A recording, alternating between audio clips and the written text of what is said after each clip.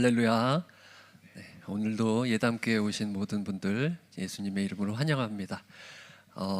양옆을 보시면서 인사할게요. 할렐루야. 예수님의 사랑으로 환영합니다. 반갑습니다.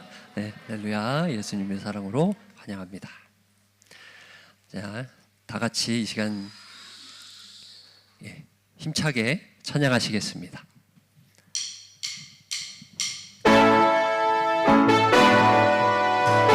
박수 치면서 찬양하실게요.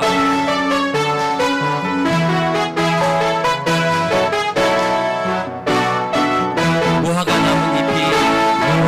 나뭇잎이 마르고 포도 열매가 없으며 감람나무 열매 그치고 논밭에 식물이 없어도 우리의 양떼가 없으며 약간 송아지 없어도 난 여호와로 즐거워하니 난 여호와로 즐거워하니 난 구원의 하나님을 인해 기뻐하리.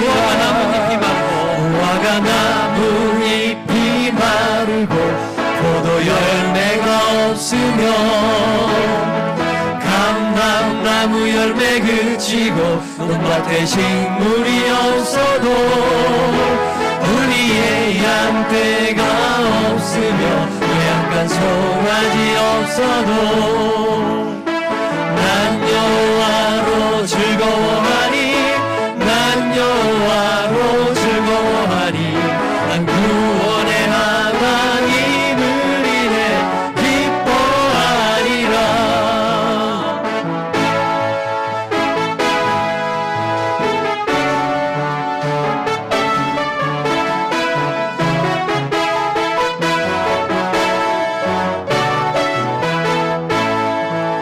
무화과 나뭇잎이 마르고 포도 열매가 없으며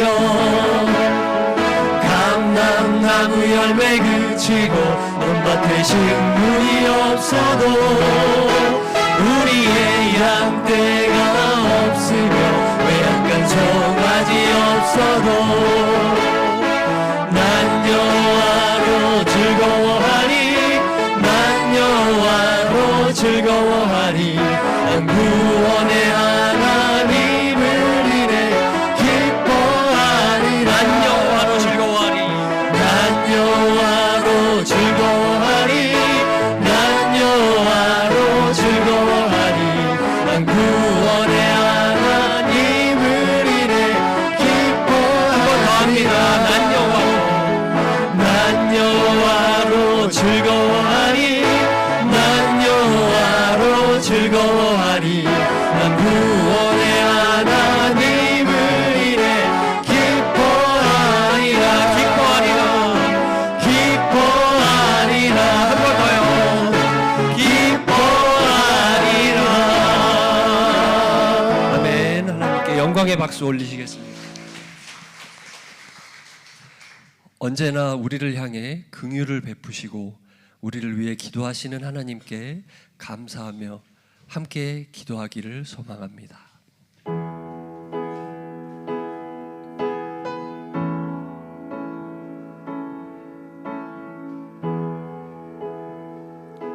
우리 함께 기도해.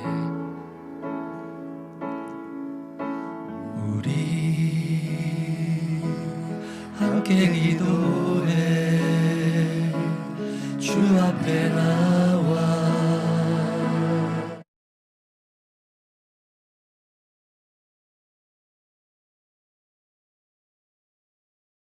베푸시는 주 하늘을 향해 두 손 들고 우리 함께 기도해. 우리 함께 기도해. 주 앞에 나와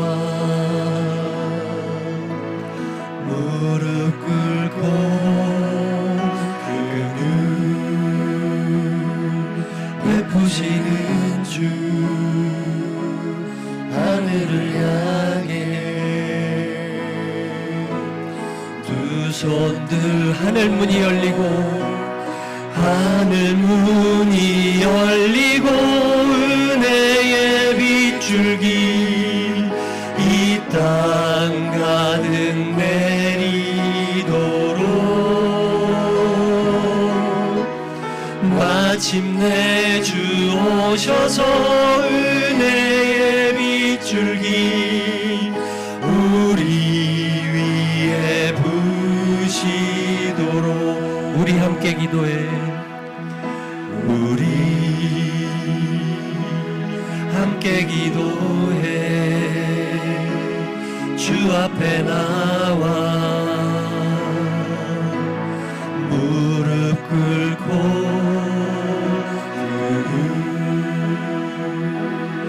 베푸시는 주 하늘을 향해 두 손 들고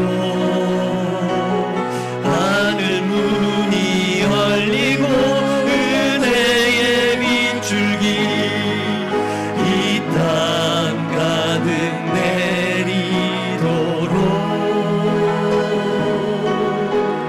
마침내 주 오셔서 은혜의 빗줄기 우리 위에 부시도록 우리 함께 기도해 주 앞에 나와 무릎 꿇고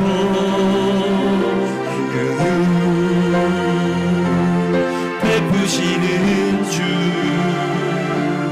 하늘을 향해 두 손 들고 하늘 문이 열리고 은혜의 빗줄기 이 땅 가득 내리도록 마침내 주 오셔서 마침내 주 오셔서 은혜의 빗줄기 우리 위에 부시도록 하늘 문이 열리고 은혜의 빗줄기 하늘 문이 열리고 은혜의 빗줄기 이 땅 가득 내리길 소망합니다. 주님 가득 내리도록 마침내 주 오셔서 은혜의 빗줄기 우리 위에 부시도록 하늘의 문이 열립니다. 주님 하늘 문이 열리고 은혜의 빗줄기 이 땅 가득 내리도록 아멘 마침내 주 오셔서 은혜의 빗줄기 우리 위에 부시도록 우리 함께 기도해 우리 함께 기도해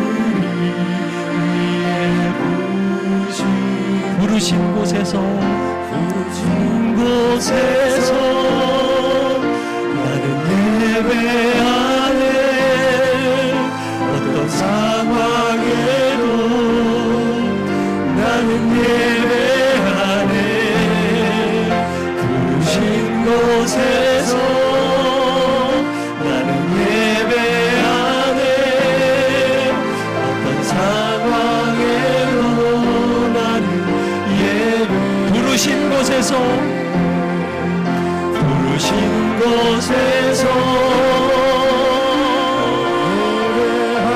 주님 이 자리에서 저희가 주님께 예배를 드립니다. 이제 하나님 모든 영광 주께서 홀로 받아주시옵소서. 나는 예배하네 부르신 곳에서 나는 예배하네 어떤 상황에도 나는 예배하네. 아멘. 이 시간 다 같이 묵상으로 예배에 참여한 우리 심령 위해서 그리고 말씀 전하시는 우리 목사님 위해서 그리고 받으시는 하나님의 영광을 위해서 아버지 하나님 이 시간 다 같이 묵상으로 기도하시겠습니다.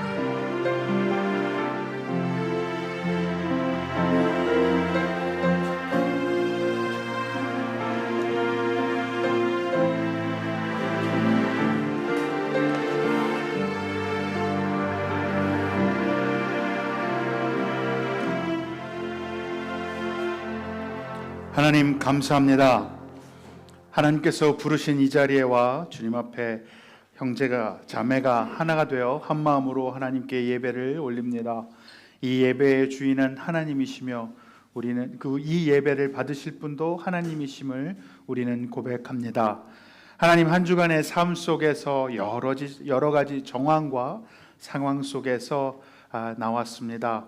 하나님 오늘만큼은 그 모든 상황과 정황을 잊게 하시고 그 모든 곳에서부터 예배 자리로 우리를 불러주신 것에 감사하오니 주님 우리에게 하나님의 얼굴을 하나님의 마음을 하나님의 생각을 하나님의 손길을 볼 수 있고 들을 수 있고 경험할 수 있게 허락하여 주시옵소서.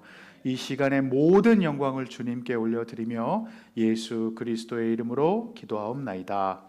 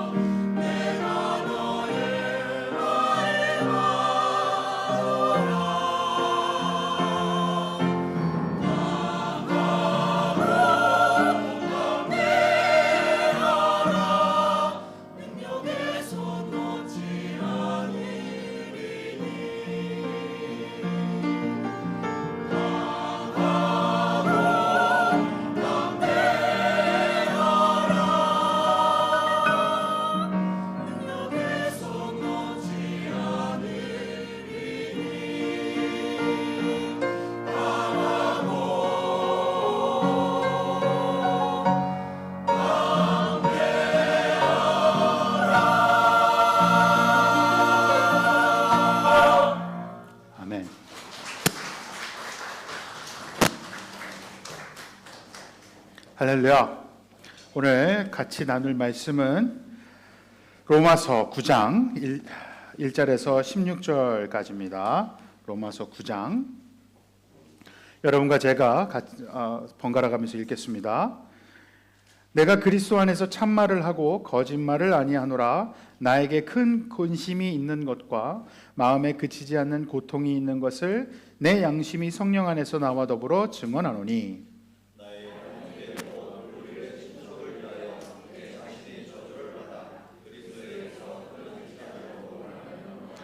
그들은 이스라엘 사람이라 그들에게는 양자됨과 영광과 언약들과 율법을 세우신 것과 예외와 약속들이 있고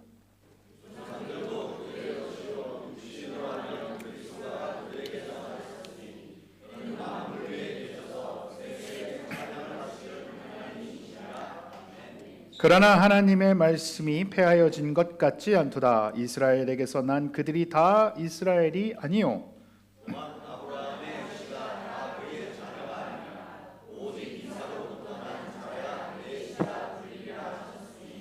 곧 육신의 자녀가 하나님의 자녀가 아니요 오직 약속의 자녀가 시로 여기심을 받으니라.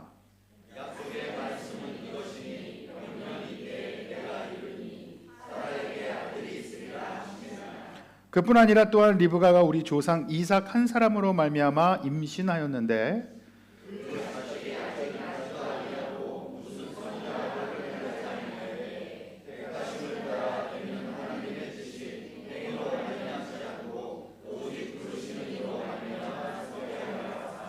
리브가에게 이르시되 큰 자가 어린 자를 섬기리라 하셨나니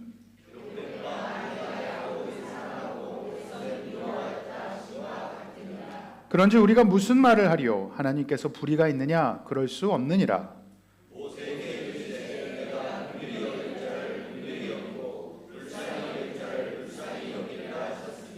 그런즉 원하는 자로 말미암도 아니요 다른 박질하는 자로 말미암도 아니요 오직 긍휼히 여기시는 하나님으로 말미암느니라. 아멘. 네, 할렐루야. 우리 좌우 옆에 분을 보시고 당신을 뵈니 주님의 얼굴을 뵙는 것 같다. 심히 기쁩니다. 우리가 같이 인사해 볼까요? 할렐루야. 할렐루야. 주님의 얼굴을, 그렇죠. 이제 주님의 얼굴 같으세요. 할렐루야. 부르심은 참 신비롭습니다. 하나님의 부르심은 참 신비로워요. 마치 우리가 여러분 하나님의 부르심, 여러분이 하나님께서 여러분을 구원하시고 여러분을 만나셨을 때 어떻게 만나셨나요? 어떻게 만나셨어요? 막 여러분이 막 하나님을 부르짖을 때 만나셨나요? 아니면 여러분들이 뭔가 대단한 일을 할 때 만나셨나요? 여러분 하나님을 만나셨습니까? 네, 어떻게 만나셨어요? 한번 생각해 보세요. 막 만났어요? 찾았어요? 네, 찾아서 만나신 분도 있고 그냥 갑자기 그냥 그렇게 만나신 분도 있어요. 대부분 그냥 그렇게 만납니다. 막 어마어마한 상황과 어마어마한 그 일로 만나기보다는 되게 자연스럽게 살아가다 보면 만납니다. 네. 더우세요? 지금 여러분들 살짝 더우시면 에어컨을 좀 살짝 켜주시겠어요? 부채질 하시는 분들이 꽤 많으신데. 네. 여러분 성경도 마찬가지입니다. 여러분 우리가 성경을 읽다 보면 대단한 일 한 사람, 하나님이 엄청난 일을 한 것에 너무 포커스를 맞춰서 그들의 일상생활에서 하나님이 그들의 삶 속에서 만나는 걸 놓치고는 합니다. 여러분 엘리샤라는 선지자가 있었습니다. 엘리샤는 어떻게 선지자로 부름을 받았을까요? 막 그가 목욕 재개를 하고 떨어지는 폭포에다가 손을 쳐고 선지자가 되게 하여 주시옵소서라고 주문을 외우고 만난 게 아니라 밭 갈다가 만납니다. 소 12마리를 잡고 밭 갈다가 만나요. 참 부르심도 그런 게 어디 있어요, 그죠? 마태는 언제 예수님을 만나죠? 마태는 세금 걷다가요. 뭐 대단한 일도 아니야. 민족의 피를 빨아먹는 세금을 걷는 일을 하다가 예수님을 만나요. 사마리아 여인은 어떻게 예수님을 만납니까? 물 길러 왔다가요. 물 떨어져서 물 길러 왔다가. 베드로는 어떻게 예수님을 만나죠? 베드로는 고기 한 마리도 못 잡고 다음에 고기 잡을 생각하고 그물을 깁다가. 여러분 예수님을 만난 사람들, 하나님이 부르시는 사람들의 삶을 보면 어떤 공동점이 있어요? 그냥 살다가 만나요.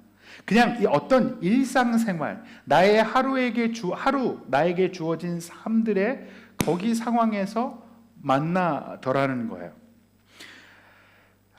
우리가 그래요.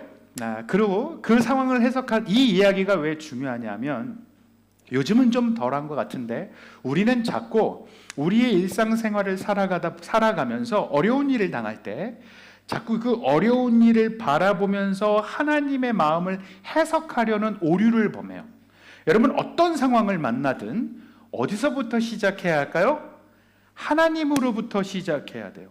성경에서 말씀하신 하나님, 성경에서 표현하고 계시하신 하나님, 우리의 구원의 역사 속에서 하나님께서 어떻게 일하시고 어떤 식으로 움직이시는 큰 결들 가운데서 우리의 상황을 보고 해석을 해내야지, 우리의 상황을 보고 내가 생각하는 대로, 내가 원하는 대로 하나님을 멋대로 만들어서 섬기는 것을 뭐라 그래요?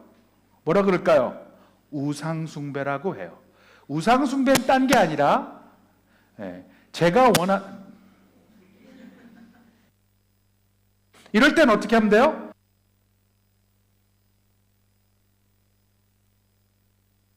할렐루야. 네. 그걸 우상숭배는 딴 게 아니에요. 내가 원하는 어떤 능력을 정해놓고 내가 원하는 방법으로, 내가 이해되는 방법으로 움직여달라고 말하는 걸 우상숭배라고 불러요. 우리가 하나님을 우상숭배하듯이 섬길 수 있어요, 여러분. 그래서 자꾸 우리가 어려운 일 당할 때 그 어려운 일 속에서 자꾸 하나님의 사랑을 의심하거나, 혹은 내가 무엇을 잘했고 뭘 잘못했고 내가 무언가를 그것을 막 고민하다 보면 더 큰 하나님의 현실을 미스할 수 있어요. 여러분, 예수님을 만나고 하나님을 만나고 구원을 받으면 놀라운 일이 하나 벌어지는데, 나의 일상, 내가 바라보고 내가 생각하고 내가 느끼던 일상, 내가 생각하는 진리, 내가 바라보는 그 생각보다 더 크고 더 그것을 초월하는 하나님의 영적인 세상이 있다라는 것을 깨닫게 돼요. 오늘 사도 바울이 이제 로마서 9장에서부터 그 새로운 사실을 깨닫게 되는 이야기들을 써가고 있어요. 그 이야기들 속에서 우리가 무엇을 바라봐야 되는지 한번 잡아봤으면 좋겠습니다. 사도 바울은요, 바울이 되기 전에, 예수님 만나기 전에 사도 바울은 사울이라는 이름을 가지고 하루 열심히 살았어요. 정말 그는 열심히 살았어요. 그러다가 예수님을 탁 만나게 돼요. 예수님을 딱 만나고 나서 깨달은 게 있어요. 유대인들에게는 어떤 자부심이 있냐면, 오늘 보시면 4절하고 5절을 보시면 이스라엘 사람들에게는 양자됨과 하나님의 아들로 접붙임게 된 것과 영광과 언약들과 율법을 세우시고 예배와 약속들이 있고 조상들이 있다. 조상들이 있다는 건 뭐가 중요할까요?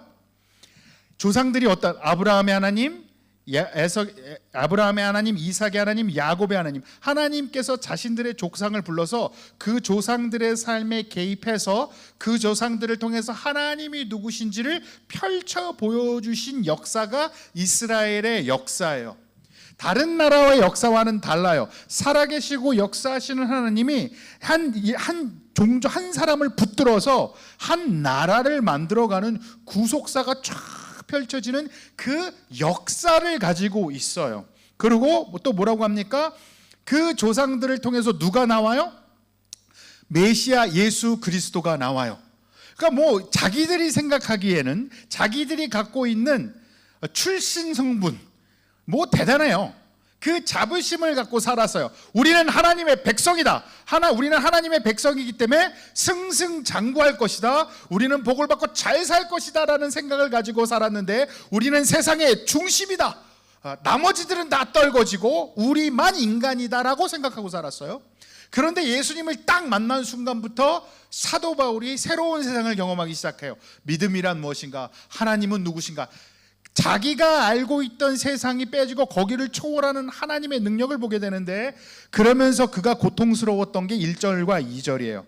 내가 그리스도 안에서 참말을 하고 거짓말을 아니하노라. 나에게 큰 근심이 있는 것과 마음에 그치지 않는 고통이 있는 것을 내 양심이 성령 안에서 더불어 증언하노니. 3절 보면 나의 형제 곧 고륙의 친척을 위하여 내 자신이 저주를 받아 그리스도에게서 끊어질지라도 원하는 바로다. 무슨 얘기입니까? 지금 사도 바울이 근심하고 괴로워하고 고통하는 이유가 있는데 그게 뭐예요? 이스라엘의 실패예요. 이스라엘의 실패. 이스라엘이 뭘 실패했죠? 메시아를 이스라엘 사람을 통해서 주신다 그랬는데 정작 자기네들이 기다리던 메시아가 오니까 어떻게 해요? 메시아를 죽여버려요. 이 하나님의 하나님이 구속하시는 그 역사가 이스라엘 백성을 통해서 저 찬란하게 퍼져야 되는데 이스라엘이 그 구속사를 거부함으로 말아 그게 어디로 갔냐면 이방인에게로 가버리면서 실패를 했다는 거예요. 그러면서 이는 고민이 됐어요. 8장까지 사도 바울이 무슨 얘기를 해요?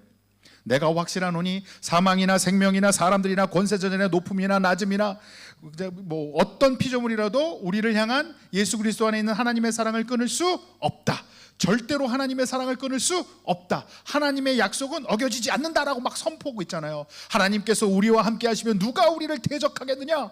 힘을 내라. 하나님이 우리 편이다. 막 이랬는데 정작 이스라엘 사람들 하나님께서 택하시고 하나님이 보여주시고 역사하신 그 자기의 동족들은 그리스도를 거부함으로 말미암아 실패에 이르렀다.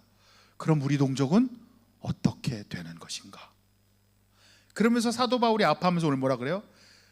혹시 내가 예수께 끊어져라. 더 쉽게 얘기할게요. 내가 지옥에 가더라도, 내가 지옥에 가는 한이 있더라도 내 동족들이 하나님의 뜻을 알아 구원받을 수 있다면 난 행복하다 라고까지 말하는 거예요. 여러분 대단하지 않아요? 여러분 누군가를 위해서 하나님 저 사람을 좀 구원해 주세요. 하나님 저 사람을 좀 만나 주세요. 하나님이 만나 주신다면 저는 천국 안 가도 돼요 라고 얘기하실 수 있으시겠어요? 할 수 있을까요? 제정신이면 못하죠. 안 하는 거예요. 그 정도로 간절하다는 얘기죠. 지금 심각한 고민에 온 거예요. 하나님의 구원은, 하나님의 선택은 도대체 어떻게 된 것이냐? 나의 동족은 어떻게 되신가? 실패로 끝나는 겁니까? 라는 질문에 오늘 그 질문에 대한 대답을 사도 바울이 찾아내는 거예요. 자, 오늘 보면 그럼 하나님이 선택하셨잖아요. 그럼 하나님의 선택의 기준이 뭘까? 하나님은 선택을 후회하지 않으신다고 했는데 우리가 거부한다고 하나님의 선택은 취소되는 것인가? 라는 것을 보면서 그가 깨닫는 게 있는데 혈통이 아니다. 우리의 혈통이 아니고 우리의 능력이 아니라 오늘 뭐라고 합니까? 오늘 성경에서 믿음으로 혈육으로 아브라함의 자손이 진짜 자손이 아니라 믿음으로부터 아브라함의 자손이 진짜 자손이다라는 얘기를 하면서 그가 예를 들고 있는 게 야곱과 에서입니다. 자, 야곱과 에서를 보다 보면 이제 당황스러워요. 자, 우리 10절 보죠. 그뿐 아니라 또한 리브가가 우리 조상 이삭 한 사람으로 말미암아 임신하였는데 그 자식들이 같이 읽어볼까요? 11절 아직 나지도 아니하고 무슨 선이나 악을 행하지 아니한 때에 택하심을 따라 되는 하나님의 뜻이 행위로 말미암지 않고 오직 부르시는 이로 말미암아 서게 하려 하사 12절 리브가에게 이르시되 큰 자가 어린 자를 섬기리라 하셨느니라. 여러분 그때 당시에는 장자라는 첫째에게 주어지는 특권은 굉장히 큰 거였습니다. 장자는 굉장히 중요한 의미를 두고 있어요. 그죠? 그런데 갑자기 하나님이 리브가한테 뭐라고 선포해요? 장자는 장자 역할을 못한다. 오히려 둘째가 장자 역할을 하게 내가 만들겠다라고 결정하신 거예요. 근데 성경에서 보면 이 둘은 아직 태어나지 않았어요. 이들은 뭔가 잘한 일, 잘못한 일이 있는 게 아니에요. 쉽게 말하면 어떤 인과관계가 없어요. 이랬기 때문에 이런다. 여러분 우리가 이제 성경을 읽다 보면 야곱과 에서가 있잖아요. 야곱과 에서 중에 누가 좋은 사람이에요? 누가 좋은 사람이에요? 이게 함정이라는 걸 여러분은 깨달으셨구나. 에서가 좋은 사람이에요? 야곱이 좋은 사람이에요? 그 밤에 그 나물이에요. 그러니까 우리는 야곱이라고 말하고 싶어요. 왜요? 왜 야곱이라고 말하고 싶어요? 하나님이 막 복 줬으니까. 이게 이제 우리의 문제예요. 자꾸 하나님이 복 준 곳에는 어떤 공식이 있을 거라고 생각하는 거예요. 분명히 법칙은 있지만 우리가 생각하는 그 법칙이 아니란 말이에요. 오늘 성경에서 뭐라고 그래요? 그들이 아직 나기 전에, 무슨 좋은 일하거나 나쁜 일을 하기 전에 부르시는 이로 말미암아, 쉽게 말하면 창조하신 창조주 하나님의 뜻으로 말미암아 그 뜻을 이룬다. 그렇기 때문에 그 뜻을 따라 부르신다. 또 다시 얘기하면 그 부르심의 신비를 우리가 이해할 수 없다예요. 우리는 인과관계를 굉장히 좋아합니다. 그래야 마음이 편해요. 무엇을 했기 때문에 이 결과가 나왔어. 그러니까 우리는 수학 공식을 원하는 거예요. 1 더하기 1은 2야. 2 더하기 2는 4지. 신앙도 그렇기를 원해요. 그래서 내가 열심히 기도하면 하나님이 이 정도의 축복을 주시는 거야. 그런데 또 그때는 우리 뭐라 그래요? 30배, 60배, 100배로 간다. 또 받을 때는 또 넣은 만큼 안 꺼내려 그래. 그죠? 또 내가 기도 이만큼 했으니까 30배, 60배, 100배 많이 주세요. 기도했잖아요. 기도한 만큼이라도 주세요. 라는 마음이 우리 안에 있습니다. 그죠? 어머, 없는 것처럼 절 쳐다보고 계세요. 우린 그런 게 있어요. 그런데 여러분, 신앙은 그 인과관계를 초월하는 하나님의 은혜가 있다라는 걸 깨달아야 돼요. 하나님의 은혜는 우리가 생각하고 이해하는 범주를 넘어서 있어요. 이게 우리에게 왜 중요하고 필요하냐면, 그래야 우리가 겸손해집니다. 안 그러면 우린 교만해져요. 여러분, 그렇게 되면 이런 상황이 벌어져요. 여러분, 쉽게 말하면 교회에 나와서 막 시간대마다 막 시간과 장소를 초월해서 막 교회 와서 열심히 봉사할 수 있는 사람은 어떤 사람이 봉사할까요? 봉사할 수 있을까요, 여러분? 신앙 좋은 사람이 봉사할 수 있을까요? 아니에요. 먹고 살 만한 사람이 할 수 있어요. 그렇죠? 여러분 아침 6시에 아침 회사에 가려고 6시 뭐 5시 반에 출근하셔서 저녁 8시에 퇴근하세요. 무슨 수로 교회 와서 봉사를 해요? 그거 때려치고 와서 봉사할 거예요? 아니죠. 그렇죠? 그러면 중간에 뭐 월요일이고 화요일이고 수요일이고 목요일이고 금요일이고 토요일이고 와서 봉사할 수 있고 뭔가 교회를 돌볼 수 있는 건, 내가 막 오후 1시에도 오고 3시에도 오고, 그런 사람은 어떤 사람이에요? 자영업을 하시거나 아니면 돈이 많으셔서 시간과 재정이 충분하신 분들이에요. 그렇게 되면 여러분, 하나님의 은혜가 없으면 이런 식으로 가요. 부자는 계속 부자가 되고 가난한 자는 계속 가난한 자가 되는 거예요. 내가 먹고 살만하고 시간과 돈과 여유가 있으면 교회 와서 열심히 봉사하고 인정받고 리더되고 높아지는 거예요. 사람들은 박사치고 사람들은 그 사람을 보면서 부러워하겠죠. 정말 신앙이 좋아. 그게 뭐가 신앙이 좋아? 아니, 신앙이 나쁘다는 얘기는 아니에요. 또 이러면 안 돼. 그럼 가장 교회에 있는 난 뭐가 돼요? 그죠? 그게 아니죠. 여러분, 자꾸 그런 식으로 가면 안 돼요. 신앙을 내가 열심히 했기 때문에 하나님은 이만큼을 복을 주실 거라는 그런 공식은 여러분 잠깐 접어두셔야 합니다. 그럼 우리는 이 모든 것이 하나님의 뜻 안에서 하나님의 뜻대로 이루시니 그 하나님의 뜻을 이해하고 내가 그 뜻을 붙들어 내 삶에 적용할 때까지 인내하고 순종하고 버티는 거예요. 안 그러면 우린 교만해질 수밖에 없고 돌아다니면서 손가락질할 수밖에 없어요. 김 집사, 요즘 그 교회 와서 좀 봉사 좀 하죠. 왜 이렇게 봉사를 하네? 제가요 뭐 회사 좀 바쁘고 어쩌고. 그럼 믿음으로 그거 이겨내고 나와야지 말이야. 주일 성수하고 이런 식으로 가면 여러분, 그건 신앙이라고 보기 힘들어요. 돌아다니면서 하나님이 우리랑 함께 하시잖아. 믿음을 가져, 힘내. 이걸 너무 쉽게 얘기해서는 안 돼요. 여러분, 모든 사람의 정황이 달라요. 지금 나에게 처해지는 정황이 정말 주일에 한 번 겨우 나와 수밖에 없는 정황일 수 있어요. 교회를 못 나올 수도 있어요. 나오고 싶은데 못 나오는 사람도 있다고요. 남성분들이, 우리 특히 하노이에서 일하시는 분들이요, 주일날 예배 한 번 나오는 것만도 되게 힘들어요. 그죠? 남성분들 제가 항상 뭐라 그래요? 이럴 땐 아멘을 해야 이게 좀 맞은다고. 이럴 때 또 이렇게 너무 열심히 들어. 그런 삶의 하나님의 은혜는 인과관계를 초월하시는 거예요. 지금 나의 처해져 있는 상황을 아세요. 그런데 그 상황에 머무는 것이 아니라 주여 나의 마음을 주님 아시오니 내가 주님 곁으로 갈 수 있도록 기도하는 거죠.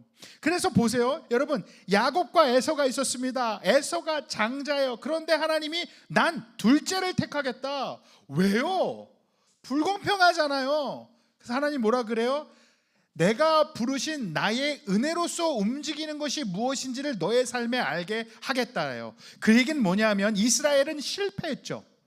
예수님을 죽였어요. 예수님을 거부해서 실패했는데 그것을 인과관계로 따지면 이스라엘 사람들은 다 지옥 가는 거예요.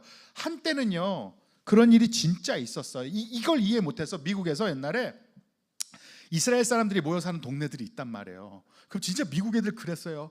You kill Jesus! 그러면서 막 승질내. 예수님을 죽였다면서. 뭐, 정말 무식하면 가만히 조용히라도 있어야 되는데 막 예수님을 죽인 이스라엘 사람들하고 막 욕하고 막 뭐라 했단 말이에요. 여러분 역사 속에서도 봐요. 기독교인이 핍박을 해요. 예수를 죽였다고. 이스라엘 사람들 안 된다고. 그게 왜 그래요? 인과관계. 예수를 거부했으니 당연히 벌을 받는 거 아니야? 그게 당연한 거잖아. 아니요. 사도 바울이 뭘 깨달았어요? 그럼에도 불구하고 하나님은 이스라엘의 실패를 실패로 끝나는 것이 아니라 오히려 이방인에게 복음을 전파하여 모든 사람이 이스라엘을 통하여 복을 받게 하는, 하나님을 알게 하는 그 계획을 이루셨다라고 얘기하시는 거예요. 그래서 사도 바울의 기도는 그거예요. 마지막 때에 하나님께서 이스라엘 백성도 불러 구원하실 것이다. 그게 요한계시록의 14만 4천 명에 관련된 얘기예요. 여러분 그 이단들이 맨날 와갖고 14만 4천 명에 들어간 제발 그런 얘기 듣지 말고 나한테 와서 물어보란 말이에요. 예? 그래서 완벽하게 이방인뿐만 아니라 이스라엘 백성들도 다 완전히 구원하실 거라는 하나님의 구원은 이루어지실 거라는 걸 사도 바울이 깨달으면서 거기서 우리가 깨닫는 건 뭐예요? 믿는 자들에겐 실패가 실패로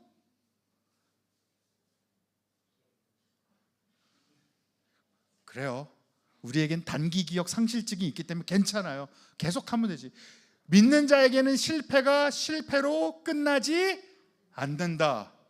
결국 다시 모든 일에 합력하여 선을 이루시는 하나님의 은혜 가운데서 하나님의 역사를 이루신다. 그래서 여러분과 제가 실패하는 것 같고 제대로 못 사는 것 같고 그런다 할지라도 그 주님 안에서 가슴을 치고 우는 것 하나만으로도 하나님은 그거 하나만으로도 다른 누군가를 살리실 수 있는 능력의 하나님이라는 걸 로마서는 계속해서 얘기하고 있는 거예요. 믿으십니까?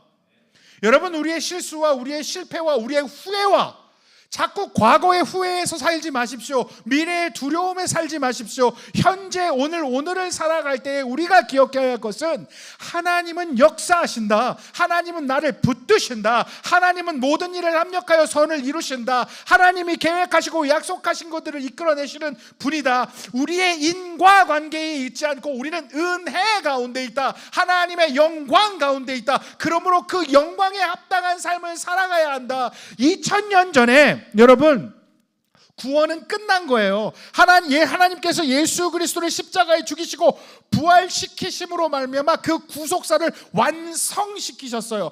우리는 그 완성된 그 구속사의 부르심을 받아 이미 결론이 난, 승리로 결론이 난, 복으로 결론이 난 그 결론을 가지고 오늘 적용하며 살라고 부르심을 받은 사람들이라는 거예요. 그러니까 우리가 열심히 살아서 승리를 이루리라, 열심히 살아서 구원을 받으리라가 아니라 구원을 받았어요. 승리가 됐어요. 어떤 누구도 우리의 구원을 취소시킬 수 없어요. 내가 예수 그리스도를 만났다면, 그 부르심에 내가 반응했다면. 그렇기 때문에 오늘 그 모습이 어떤 것인가를 적용하고 살아가는 부르심에 우리가 불림을 받았다는 걸 기억해야 돼요. 그런데 여기 보시면 13절에 보면 이제 당황스러운 얘기가 나와요. 13절 같이 읽어볼까요? 기록된 바 내가 야곱은 사랑하고 에서는 미워하였다 하신 것 같은 이제 이런 구절들이 우리를 어렵게 하죠. 우리는 자꾸 하나님은 구원받을 사람과 지옥 갈 사람을 구분했다. 그래서 넌 천국, 넌 지옥 이렇게 했다고 자꾸 착각을 해요. 하나님의 선택, 하나님의 부르심, 하나님이 선택하고 부르신 걸 어머 쟤는 지옥 가, 어머 너 마음에 안 들어, 코가 마음에 안 들어, 지옥. 눈이 째졌어, 아 그래 눈이 째졌는데 천국이라도 가라, 천국. 이렇게 되어 있지 않다라는 거예요, 여러분. 근데 이런 말은 그렇게 들리죠. 야곱은 사랑하고 에서는 미워하셨대요. 왜요? 그럼 이제 또 우린 또 찾아봐야 돼. 왜 미워하고 왜 사랑했나? 그랬더니 야곱은 하나님의 약속을 깨달아서 뭐 비록 거짓말쟁이였지만 팥죽도 사 먹으려고 들고, 비록 그랬지만 저렇게 하려고 들고 하나님의 복을 알아서 그것을 정욕하고 살았기 때문에 하나님이 사랑한 겁니다 라고 가면 안 된다고요. 그건 틀린 해석이에요. 이건 무슨 얘기냐면, 여러분 하나님의 선택을 잡고 너는 천국 가고 너는 지옥 가, 너는 살렸고 너는 버렸고로 가는 게 아니라, 하나님의 선택은 어떻게 중심을 잡아야 되냐면 하나님께서 편을 들어주는 사람의 삶이 어떤가로 가야 되는 거예요. 조금 더 설명을 할게요. 이걸 잘 이해 못하면 이 하나님의 선택을 우리는 오해하게 돼요. 여러분 생각해봐요. 지금 이곳에 한 8, 90명이 앉아 계신다고, 여러분이 앉아 계세요. 근데 여러분이 다 지금 불구덩이로 들어가고 있어. 이쪽이 불구덩이야. 그러면 여러분들이 걸어가요. 그 최 목사가 여러분들 일로 가면 불구덩이에요, 죽어요. 그런데 눈 하나 깜빡 안 해. 그래서 제가 막 하다가 할 수 있는 대로 우리 황숙자 권사님을 탁 잡고, 권사님 안 돼요. 그래서 막 질질질질 끌고 막 가다가 막 또 황숙자 권사님만 또 하면 또 우리 김경 집사님 속상할까봐 또 김경 집사님을 잡고 막 질질질질 끌고 가. 막 끌고 가서 막, 그래서 불구덩이 안 들어가게 했단 말이에요. 그리고 나머지는 다 불구덩이 들어가셨어요. 저는 좋은 사람이에요, 나쁜 사람이에요? 어떻게 2명만 살리고 나머지는 죽일 수가 있어요? 이렇게 얘기할 수 있어요? 여러분 선택에서 제일 중요한 건 어떤 누구도 하나님을 찾지 않았다가 중요해요. 로마서 3장에 뭐라 그랬죠? 모든 사람이 죄를 범하였으며 하나님의 영광에 이르지 못하였더니, 로마서 6장에 뭐라고 나와 있어요? 어떤 누구도 하나님을 찾지 않았다. 찾는 자가 하나도 없더라. 아무도 하나님을 찾지 않기 때문에 하나님이 직접 우리 가운데 예수를 통해 오셨잖아요. 그죠? 어차피 다 지옥행을 가고 있는데 그곳에서 부르시고 얘기하며 소리를 들으라고 아무리 흔들어도 거기서 막 사람들을 골라냈어요. 하나님은 나쁘대, 다 안 구했으니까. 원래 다 죽는 거였어요. 거기서 선택했다고 하여 하나님이 나쁜 분이에요 라고 얘기한다면, 불공평해야 된다고 얘기한다면 그건 말이 안 되는 거죠. 하나님의 선택은 그런 거예요. 여러분, 감사하게도 여러분과 제가 그 하나님의 음성을 듣고 반응하여 오늘 이곳에 앉아 있는 거예요. 참 감사한 일이죠. 그런데 이 마음이 감사와 겸손으로 가야 되는데 우리는 어떤 느낌인지 아세요?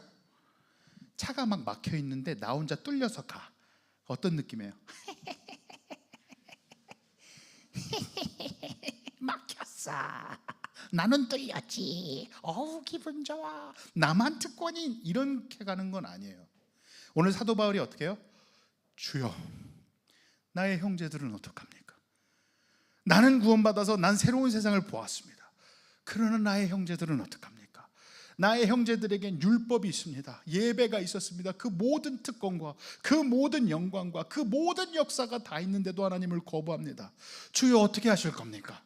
주여 차라리 나를 버리시고 저들을 구원해 주시면 어떻겠습니까? 라는 절절한 고민이 사도 바울에게 있는, 이게 예수 믿는, 예수를 만난 사람들의 마음이에요. 이게 구원을 제대로 이해한 사람들의 마음이라고요. 근데 솔직하게요, 그렇게 안 와요. 저도요 나름 겸손하려고 노력을 많이 해요. 근데 얼굴이 겸손하게 안 생겼잖아요, 그죠?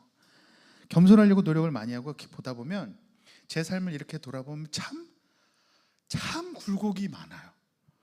와이프랑도 많은 사람들하고 얘기하지만 나중에 이제 좀 이따 얘기하겠지만 예담교회를 또 다시 개척한 거, 지난 10년간 교회를 몇 개를 개척하는 거예요.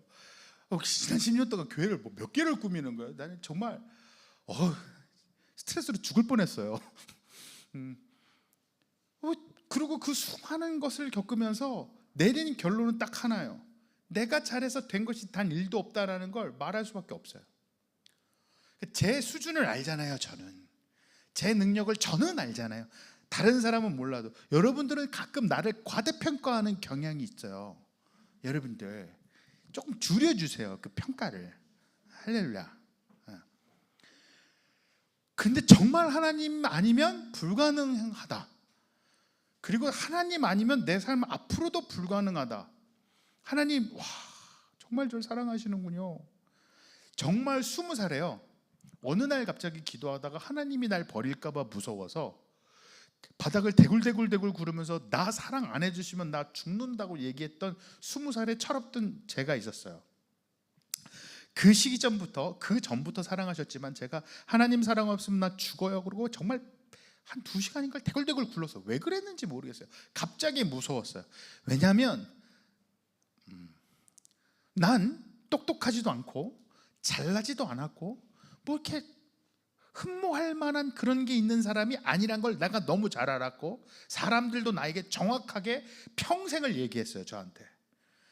그랬기 때문에 하나님만 있어야 된다라는 생각이 너무 강했는데, 그때부터 지금 20년이 훨씬 지난 이 시간까지 정말 한결같이 하나님은 나를 보호하셨고, 정말 사망의 캄캄한 골짜기에 들어갈 때까지도 거기서 여러분 죽고 싶어는요 힘이 있는 거예요. 확 죽어버릴까 생각하는 건 아예 힘이 있는 거예요. 아직 그냥 아예 힘이 없으면요 어떻게 되는 일이 벌어질 줄 아세요? 하고 나요. 아무 생각도 못해요. 그냥 캄캄한데 이렇게 있는 거예요. 아무것도 못해요. 힘이 완전 빠져버리면 그 모든 순간을 주님이 날 사랑해 주시고 여기까지 인도해 주시잖아요. 그 앞으로 나를 얼마나 또 사랑해 주시겠어요. 그 하나님의 사랑이 여러분에게도 간다는 게 이해가 안 가요. 나한테만 있는 것 같아. 그리고 가끔 또 내 정말 인간적인 마음에, 여러분 그래도 우리 같은 교인이니까 우리한테는 또 하나님 사랑해 주는 것 같은데 다른 교회도 하나님이 그렇게 사랑하지 않을 것 같아. 솔직한 제 마음이에요. 아니 나를 사랑한 만큼 하나님이 다른 사람을 또 사랑할 수 있어? 그게 가능해?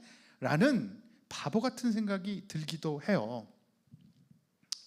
하나님은 어떤 교회라도 어떤 사람이라도 사랑하십니다.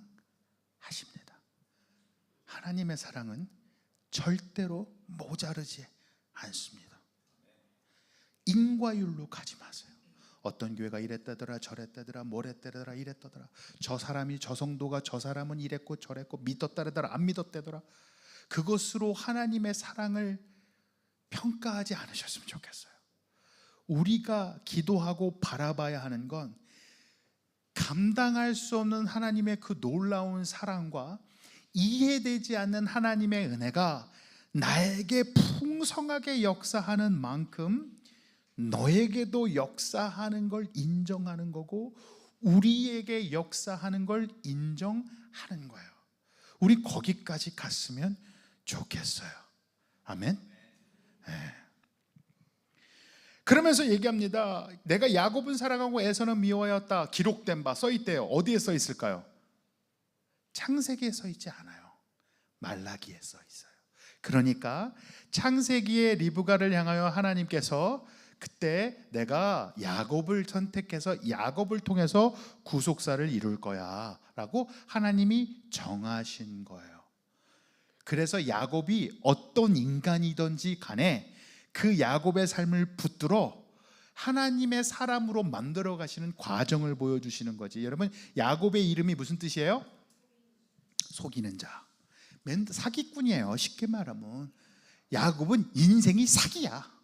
여러분 가만히 읽어보세요. 사기를 그렇게 칠 수가 없어. 지 형한테 사기쳐서 팥죽으로 하나 해먹어.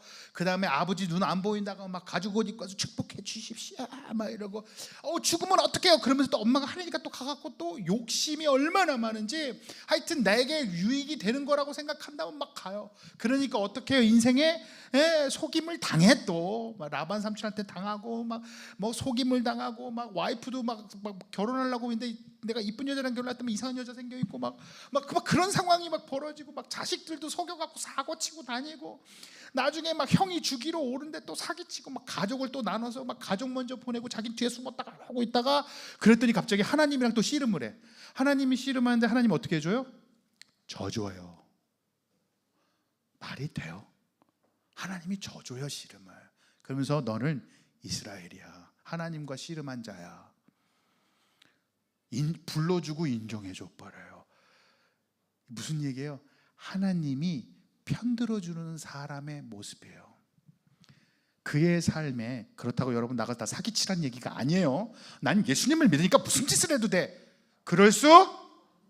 네, 이제는 됐죠. 이제 몇 달인데 하나님께서 편들어주는 사람은 어떤 상황, 어떤 정황, 어떤 때이든지 하나님의 뜻을 그 사람에서 삶에서 이루시려고 이끌어 가시는 거예요. 고통도 고난도 괴로움도 슬픔도 아픔도 그것이 그것으로 끝나는 것이 아니라 그를 붙잡아 그의 인생을 붙잡아 하나님의 영광이 무엇인지 하나님이 누구신지 하나님을 따라 살아가는 것이 무엇인지 복이 무엇인지 하나님을 알아가는 것이 어떤 것인지 잘하는 것이 어떤 것이 인생이 무엇인지 그 겸손이 무엇인지 가르치고 계시는 거예요. 비록 우리가 보기엔 그렇게 보이지 않는다 하여도 하나님은 오늘도 역사하고 계세요. 누구의 삶에서요? 나의 삶에서요. 누구의 삶에서요? 이 사람의 삶에서요. 그래서 우리는 우리의 형제자매를 함부로 평가해서는 안 됩니다. 다윗과 사울이 있죠. 대표적이에요. 여러분 왕이 될 만한 자, 내가 왕이 될 상인가? 누구죠? 사울이에요. 사울이 왕이 될 상이었어요. 다윗은 뭐 했어요? 칠렐레 팔렐레가 이렇게 돌아다니면서 양치고 돌아다녔어요. 근데 하나님이 다윗 편을 드니까 다윗은 승승장구하고 그의 라인에서 예수 그리스도가 나와요. 다윗이 잘해서요? 물론 다윗은 하나님을 너무 사랑했어요. 그렇다고 다윗이 사고를 안 쳤나요? 사고 혼인 빙자 강간 살인 아주 뭐 그다음에 사기도 쳤어요. 여러분 중간에 보면요 배신도 해요 다윗이. 여러분 자꾸 인과관계로 제 아들이 다윗과 같은 자가 되게 하여 주옵소서.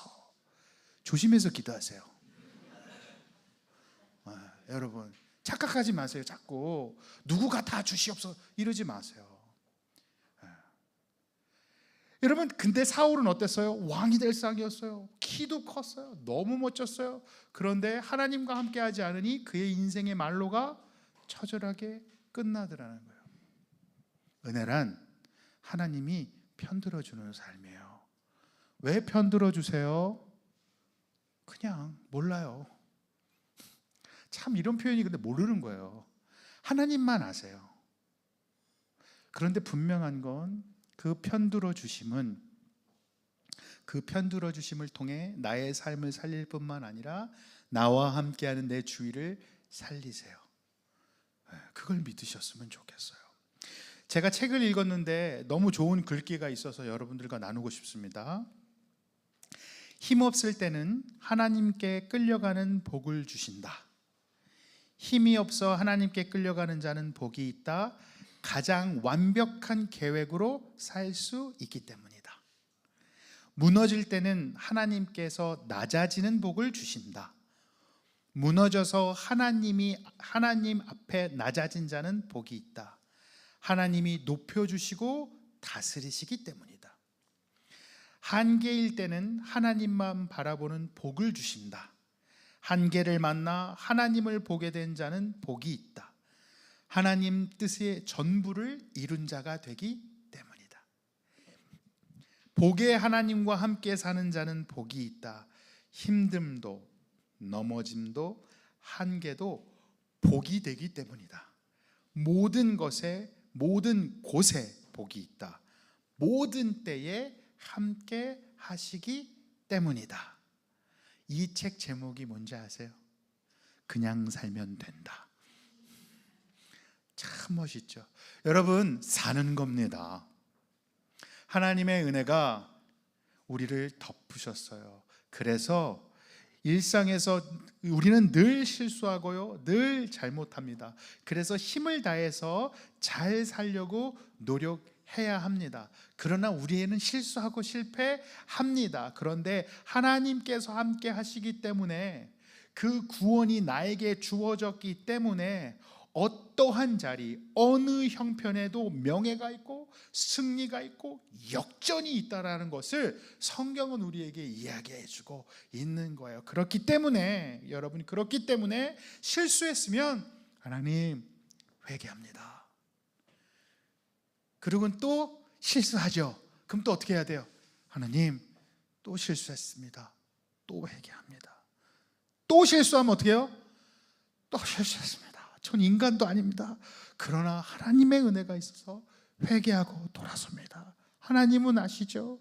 그러면 또 실수해요. 뭐 어떻게 하는 거예요? 포기하지 않습니다. 돌아섭니다. 주님이 나를 붙들어 포기하지 않으심을 알기에 저도 포기하지 않겠습니다. 그러다가 어쩌다가 잘한 것 같은 순간이 와. 소뒷발에 쥐잡을 때가 있어. 정말 가뭄에 콩나듯 어쩌다 한번 잘했어. 그죠? 그런 거 있잖아요. 잘했어, 기분 좋아. 막 하나님 나 되게 사랑할 것 같고 막 혼자 이렇게 씩 웃고 있고 남은 몰라줘도, 그럴 땐 어떻게 해요? 감사합니다. 감사합니다. 조용히 나를 높아진 곳에서 내려놓는 작업을 하면 됩니다. 여러분, 그래서 우리의 기도는 뭐냐면, 하나님, 제가 하나님의 은혜를 머리로 완벽하게 깨달을 수는 없지만 체득할 수 있게 해주십시오. 인과율에 있지 않음을 제가 믿습니다. 하나님은 이거 다 초월함을 믿습니다. 그러나 내가 그 하나님의 은혜 때문에, 사랑 때문에, 주여 나는 오늘 다시 걸어갑니다. 다시 일어섭니다. 다시 용서합니다. 다시 회개합니다. 감사합니다. 그러고 살아갈 수 있는 우리가 되기를 축복합니다. 할렐루야. 우리 잠깐 기도하길 원합니다. 여러분, 우리 같이 기도할 때 오늘 말씀을 생각하면서, 하나님 나의 편 들어주셔서 감사합니다. 하나님 우리 편 들어주셔서 감사합니다. 하나님의 그 은혜의 삶 속에서 그 은혜의 삶이 내 삶에 더 체득되게 해주십시오. 그리고 하나님의 선택이 왜라는 것에 고민하지 말게 하고, 하나님의 선택으로 감사하며 넉넉하게, 담대하게, 담담하게, 풍성하게 살아갈 수 있게 하옵소서. 기도하겠습니다.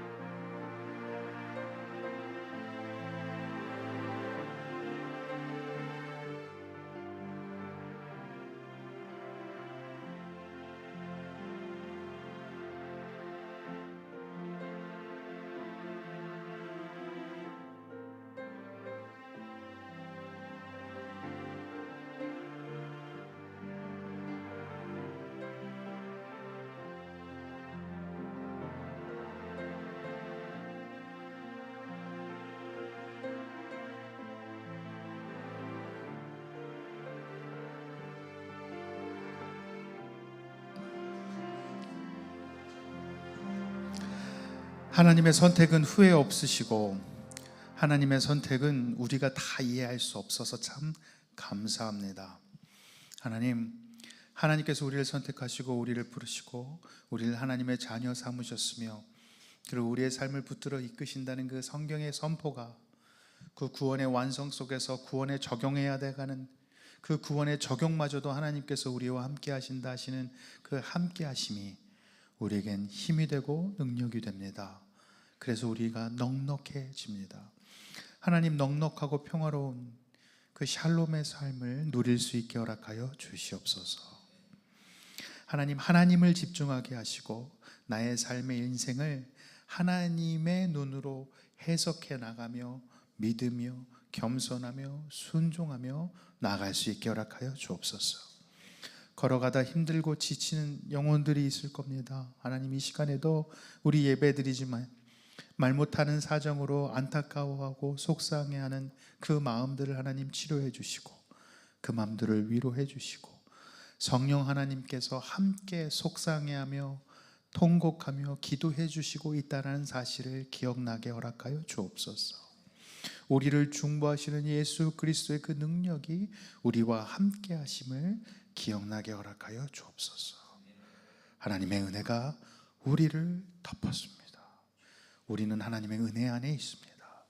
그렇기에 그 은혜 속에서 다시 한번 일어나게 하시고 다시 한번 허리를 펴게 하시고 마음 넉넉한 마음으로 나를, 상대방을, 우리를 바라보며 격려할 수 있게 허락하여 주시옵소서. 예수 그리스도의 이름으로 기도하옵나이다. 우리 준비하신 헌물을 드리도록 하겠습니다.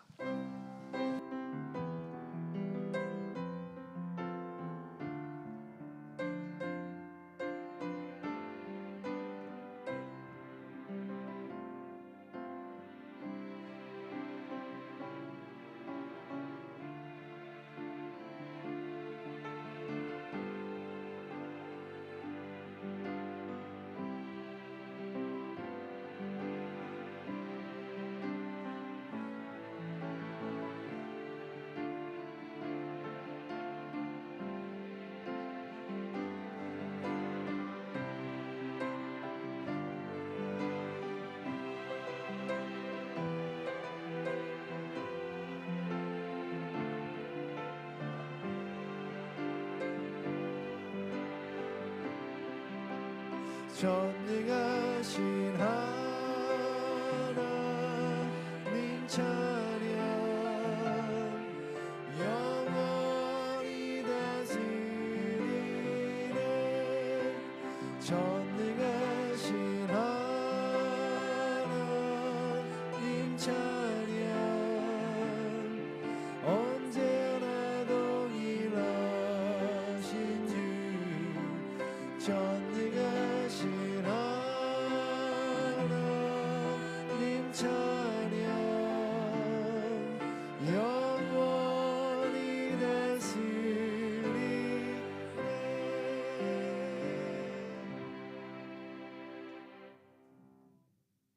기도하겠습니다. 전능하신 하나님을 찬양합니다. 우리의 삶의 역사하신 하나님을 찬양합니다. 우리의 삶의 모든 것을 허락하신 하나님 찬양합니다.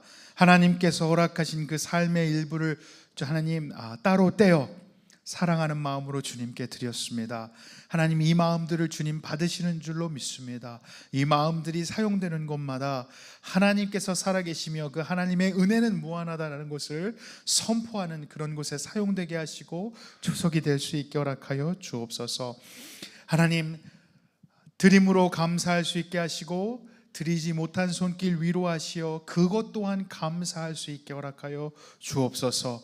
그래야 하나님, 우리가 드리고 못 드림에 있는 것이 아니라 하나님이 우리의 삶에 계시고 그 하나님의 삶에 계심을, 우리 삶의 역사하심을 인정하는 것이 중요한 것을 깨닫게 허락하여 주옵소서. 하나님, 감사하며 여호와는 내게 복을 주시고 너를 지키시기를 원하며 여호와는 그의 얼굴을 내게 비추사 은혜 베푸시기를 원하며 여호와는 그 얼굴을 내게로 향하여 드사 평강 주시기를 원하노라.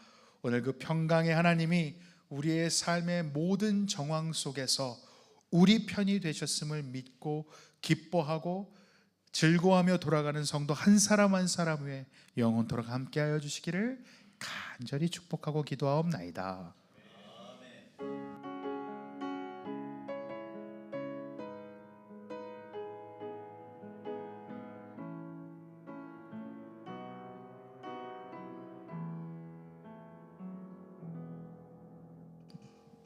할렐루야. 오늘 저희 예배에 처음 나오신 분들 한번 손 좀 들어주시겠어요? 예, 인사. 예, 저쪽에 계십니다. 환영합니다. 박수. 할렐루야. 감사합니다. 광고가 몇 개가 있습니다. 광고는 우리 등록 카드를 안 적으신 분들은 좀 등록 카드를 좀 적어 주십시오. 그다음에 다음 주 때 주일에는요. 해필 떼시 주일이더라고요. 그래서 여러분 다음 주에 나오실 분만 손 들어 주세요. 예. 한 분, 두 분. 저희가 인원을 파악해야 돼서 그래요. 한 40분이 안 되시네요. 예. 할렐루야. 다들 여행 가시는 거죠? 잘 다녀오세요. 다녀오시는데 또 주님과 함께 거룩하게 할렐루야. 예, 다니시면서 그다음에 여러분 주일이니까 온라인으로 예배를 드리셔도 되고 아니면 가정끼리 아버지가 좀 같이 예배를 드려서 예배는 여러분 놀러 다니셔도 드리세요. 그죠? 그래서 꼭 드리실 수 있기를 축복하고요. 그다음에 그래서 다음 주 때주일에는 저희가 인원이 많지 않고 자녀들도 많지 않을 것 같아서 통합으로 11시에만 예배를 드립니다. 그리고 자녀들도 다 같이.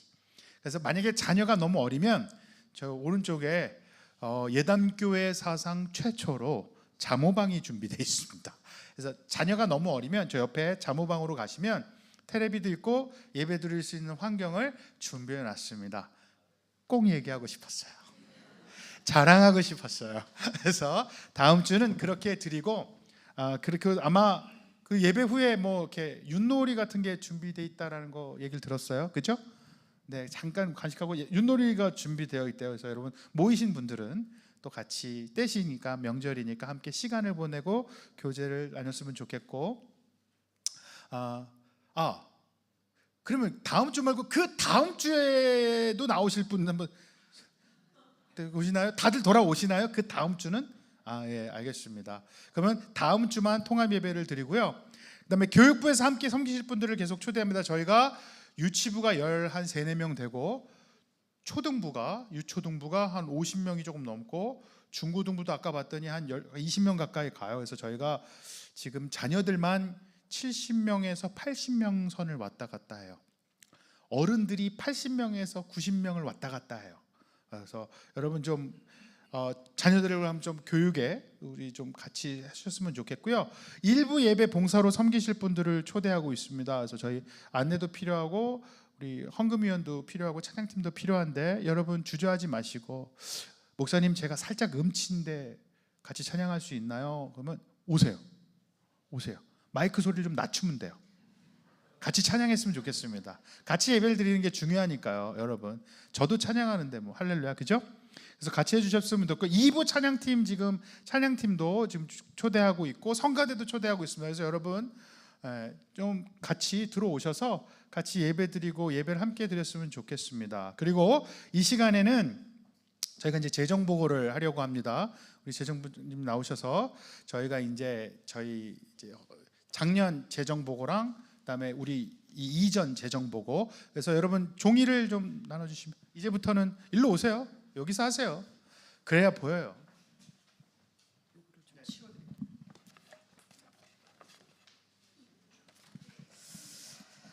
안녕하십니까. 저 재정부원 최